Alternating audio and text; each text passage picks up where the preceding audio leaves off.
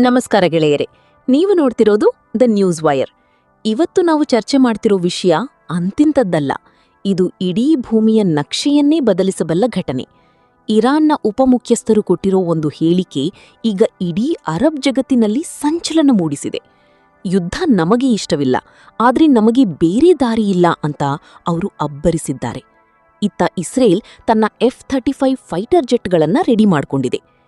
ಬಹಳ ಜನ ಅನ್ಕೊಂಡಿದ್ದಾರೆ ಇದು ಕೇವಲ ಎರಡು ದೇಶಗಳ ಜಗಳ ಅಂತ.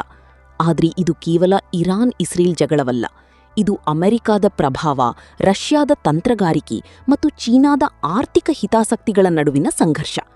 ಈ ವಿಡಿಯೋದಲ್ಲಿ ನಾವು ಇರಾನ್ ಯಾಕೆ ಈ ಮಟ್ಟಕ್ಕೆ ಸಿಟ್ಟಾಗಿದೆ, ಇಸ್ರೇಲ್ ಹಿಂದೆ ಯಾರಿದ್ದಾರೆ ಮತ್ತು ಈ ಯುದ್ಧ ಶುರುವಾದ್ರೆ ನಿಮ್ಮ ಮನೆಯ ಗ್ಯಾಸ್ ಸಿಲಿಂಡರ್ ಬೆಲೆ ಎಷ್ಟಾಗಬಹುದು ಅನ್ನೋದನ್ನ ಕಂಪ್ಲೀಟಾಗಿ ವಿಶ್ಲೇಷಣೆ ಮಾಡೋಣ. ಸ್ಕಿಪ್ ಮಾಡ್ದಿ ನೋಡಿ. ಮೊದಲು ವಿಷಯಕ್ಕೆ ಬರೋಣ. ಇರಾನ್ನ ಡೆಪ್ಯೂಟಿ ಚೀಫ್ ಹೇಳಿದ್ದೇನು? ಇತ್ತೀಚೆಗೆ ನಡೆದ ಪತ್ರಿಕಾಗೋಷ್ಠಿಯಲ್ಲಿ ಅವರು ನೇರವಾಗಿಯೇ ಅಮೆರಿಕ ಮತ್ತು ಇಸ್ರೇಲ್ಗೆ ವಾರ್ನಿಂಗ್ ಕೊಟ್ಟಿದ್ದಾರೆ. ಅವರ ಪ್ರಕಾರ ಕಳೆದ 6 ತಿಂಗಳಿಂದ ಇರಾನ್ನ ಮೇಲೆ ಸೈಬರ್ ಅಟ್ಯಾಕ್ ಮಾಡಲಾಗುತ್ತಿದೆ. ಇರಾನ್ನ ವಿಜ್ಞಾನಿಗಳನ್ನ ಗುರಿಯಾಗಿಸಿ ಹತ್ಯೆ ಮಾಡಲಾಗುತ್ತಿದೆ. ಇರಾನ್ ಹೇಳೋದು ಇಷ್ಟೇ: ನಾವು ಇಷ್ಟು ದಿನ ಶಾಂತವಾಗಿದ್ದೆವು, ಆದ್ರೆ ನಮ್ಮ ಗಡಿಯ ಒಳಗೆ ಬಂದು ನೀವು ಅಟ್ಯಾಕ್ ಮಾಡಿದ್ರೆ ನಾವು ಹಾರ್ಮುಜ್ ಜಲಸಂಧಿಯನ್ನೇ, ಸ್ಟ್ರೀಟ್ ಆಫ್ ಹಾರ್ಮುಜ್ ಅನ್ನೇ ಸ್ಮಶಾನ ಮಾಡ್ತೀವಿ. ಗೆಳೆಯರೇ, ಈ ಹಾರ್ಮುಜ್ ಜಲಸಂಧಿ ಅನ್ನೋದು ಒಂದು ಸಣ್ಣ ಸಮುದ್ರದ ದಾರಿ. ಆದ್ರೆ ಜಗತ್ತಿನ 25% ತೈಲ ಇಲ್ಲಿಂದಲೇ ಹೋಗ್ಬೇಕು. ಇದನ್ನ ಬಂದ್ ಮಾಡಿದ್ರೆ ಅಮೆರಿಕಾದಂತಹ ದೊಡ್ಡಣ್ಣ ಕೂಡ ಮಂಡಿಯೂರುತ್ತದೆ. ಇರಾನ್ ಈಗ ತನ್ನ ನೌಕಾಪಡೆಯನ್ನ ಇಲ್ಲಿ ಜಮಾಯಿಸಿದೆ. ಇದು ಕೇವಲ ಮಾತುಗಳಲ್ಲ, ಸಮರ ಸಾರುವ ಮುನ್ಸೂಚನೆ. ನಿಮಗೆ ಆಶ್ಚರ್ಯ ಆಗಬಹುದು, ಒಂದು ಕಾಲದಲ್ಲಿ ಇರಾನ್ ಮತ್ತು ಇಸ್ರೇಲ್ ಬೆಸ್ಟ್ ಫ್ರೆಂಡ್ಸ್ ಆಗಿದ್ದರು. ಹೌದು, 1979ಕ್ಕಿಂತ ಮೊದಲು ಇರಾನ್ನಲ್ಲಿ ಶಾ ರಾಜವಂಶ ಆಳ್ವಿಕೆ ಮಾಡ್ತಿದ್ದಾಗ ಇಸ್ರೇಲ್ಗೆ ಅತೀ ಹೆಚ್ಚು ತೈಲ ನೀಡುತ್ತಿದ್ದದ್ದೇ ಇರಾನ್. ಆದರೆ 1979ರಲ್ಲಿ ಇರಾನ್ನಲ್ಲಿ ಇಸ್ಲಾಮಿಕ್ ಕ್ರಾಂತಿಯಾಯಿತು. ಅಲ್ಲಿ ಧಾರ್ಮಿಕ ನಾಯಕರು ಅಧಿಕಾರಕ್ಕೆ ಬಂದರು. ಅಂದಿನಿಂದ ಇಸ್ರೇಲ್ ಅನ್ನೋದು ಇರಾನ್ ಪಾಲಿಗೆ ಲಿಟಲ್ ಸೈಟನ್ ಅಥವಾ ಸಣ್ಣ ಸೈತಾನ ಆಯಿತು.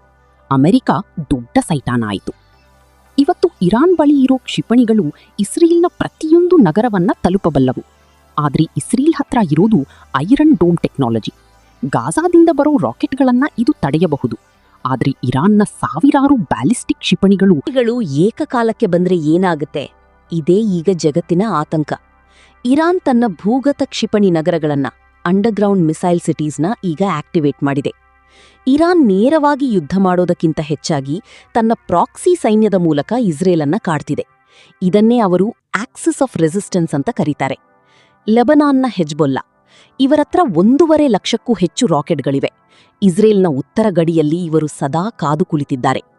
ಯಮನ್ನ ಹೌತಿಗಳು, ಇವರು ಕೆಂಪು ಸಮುದ್ರದಲ್ಲಿ ಇಸ್ರೇಲ್ಗೆ ಹೋಗೋ ಹಡಗುಗಳನ್ನ ಹೈಜಾಕ್ ಮಾಡ್ತಿದ್ದಾರೆ. ಇದರಿಂದ ಅಂತಾರಾಷ್ಟ್ರೀಯ ವ್ಯಾಪಾರಕ್ಕೆ ಹೊಡೆತ ಬಿದ್ದಿವೆ. ಸಿರಿಯಾ ಮತ್ತು ಇರಾಕ್, ಇಲ್ಲಿರೋ ಸಣ್ಣ ಪುಟ್ಟ ಸಶಸ್ತ್ರ ಗುಂಪುಗಳು ಅಮೆರಿಕಾದ ಮಿಲಿಟರಿ ಬೇಸ್ ಮೇಲೆ ಡ್ರೋನ್ ದಾಳಿ ಮಾಡ್ತಿವೆ. ಈಗ ನಿಮಗೊಂದು ಪ್ರಶ್ನೆ ಬರಬಹುದು, ಅವರು ಅಲ್ಲಿ ಯುದ್ಧ ಮಾಡಿದ್ರೆ ನಮಗೇನು ನಷ್ಟ ಅಂತ. ಗೆಳೆಯರೇ, ಭಾರತ ತನ್ನ ತೈಲದ 80% ಬೇರೆ ದೇಶಗಳಿಂದ ತರಿಸಿಕೊಳ್ಳುತ್ತೆ. ಅದರಲ್ಲಿ ದೊಡ್ಡ ಪಾಲು ಈ ಗಲ್ಫ್ ದೇಶಗಳಿಂದಲೇ ಬರುತ್ತೆ. ಒಂದು ವೇಳೆ ಯುದ್ಧ ಶುರುವಾಗಿ ಇರಾನ್ ಸಮುದ್ರ ಮಾರ್ಗವನ್ನ ಬ್ಲಾಕ್ ಮಾಡಿದ್ರೆ ಪೆಟ್ರೋಲ್ ಬೆಲೆ ಲೀಟರ್ಗೆ 150ರಿಂದ 200 ರೂಪಾಯಿ ಆಗಬಹುದು. ಆಶ್ಚರ್ಯವಿಲ್ಲ. ಷೇರು ಮಾರುಕಟ್ಟೆ, ಸೆನ್ಸೆಕ್ಸ್ ಮತ್ತು ನಿಫ್ಟಿ ಪಾತಾಳಕ್ಕೆ ಕುಸಿಯುತ್ತವೆ.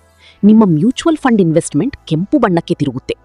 ನಿರುದ್ಯೋಗ, ಸಾರಿಗೆ ವೆಚ್ಚ ಹೆಚ್ಚಾದ್ರೆ ಕಂಪನಿಗಳು ಲಾಸ್ ಮಾಡ್ಕೊಳ್ತವೆ. ಅದರಿಂದ ಕೆಲಸಗಳು ಹೋಗಬಹುದು. ಭಾರತದ ಪ್ರಧಾನಿ ನರೇಂದ್ರ ಮೋದಿಯವರು ಇತ್ತೀಚೆಗೆ ಇಸ್ರೇಲ್ ಮತ್ತು ಇರಾನ್ ಎರಡೂ ದೇಶಗಳ ನಾಯಕರ ಜೊತೆ ಮಾತನಾಡಿದ್ದಾರೆ. ನಮಗೆ ಚಾಬಹಾರ್ ಬಂದರು ಬೇಕು, ಹಾಗೆಯೇ ಇಸ್ರೇಲ್ನ ತಂತ್ರಜ್ಞಾನವೂ ಬೇಕು. ಭಾರತ ಈಗ ಬೆಂಕಿಯ ಮೇಲೆ ನಡೀತಿದೆ. ಎಲ್ಲಕ್ಕಿಂತ ಭಯಾನಕ ವಿಷಯ ಅಂದ್ರೆ ಇರಾನ್ನ ಅಣುಶಕ್ತಿ ಯೋಜನೆ. ಅಮೆರಿಕಾದ ವರದಿಗಳ ಪ್ರಕಾರ ಇರಾನ್ ಈಗ ಅಣುಬಾಂಬ್ ತಯಾರಿಸಲು ಬೇಕಾದ 90% ಯುರೇನಿಯಂ ಅನ್ನ ರೆಡಿ ಮಾಡಿಕೊಂಡಿದೆ. ಇಸ್ರೇಲ್ ಹೇಳ್ತಿದೆ, ಇರಾನ್ ಕೈಗೆ ಅಣುಬಾಂಬ್ ಸಿಕ್ಕರೆ ನಾವು ಸುಮ್ಮನಿರಲ್ಲ, ಅದಕ್ಕೂ ಮುನ್ನವೇ ನಾವು ಅವರ ಅಣುಸ್ಥಾವರಗಳ ಮೇಲೆ ಬಾಂಬ್ ಹಾಕ್ತೀವಿ. ಇದು ನಡೆದರೆ ಅದು ಟೋಟಲ್ ವಾರ್ ಆಗುತ್ತೆ. ರಷ್ಯಾ ಈಗಾಗಲೇ ಇರಾನ್ಗೆ ಸುಧಾರಿತ S-400 ರಕ್ಷಣಾ ವ್ಯವಸ್ಥೆಯನ್ನ ನೀಡಲು ಮುಂದಾಗಿದೆ. ಅಂದ್ರೆ ಇದು ಉಕ್ರೇನ್ ಯುದ್ಧಕ್ಕಿಂತಲೂ ಭೀಕರವಾಗುವ ಲಕ್ಷಣಗಳಿವೆ. ಗೆಳೆಯರಿ, ಇವತ್ತಿನ ಈ ಸುದೀರ್ಘ ವಿಶ್ಲೇಷಣೆಯಲ್ಲಿ ನಾವು ಅರ್ಥ ಮಾಡಿಕೊಂಡಿದ್ದು ಇಷ್ಟೇ: ಜಗತ್ತು ಈಗ ಶಾಂತಿಯ ದಾರಿಯನ್ನ ಮರೆತಿದೆ. ಇರಾನ್ನ ಎಚ್ಚರಿಕೆ ಕೇವಲ ರಾಜಕೀಯ ಗಿಮಿಕ್ ಅಲ್ಲ, ಅದು ಅವರ ಅಸ್ತಿತ್ವದ ಪ್ರಶ್ನೆ.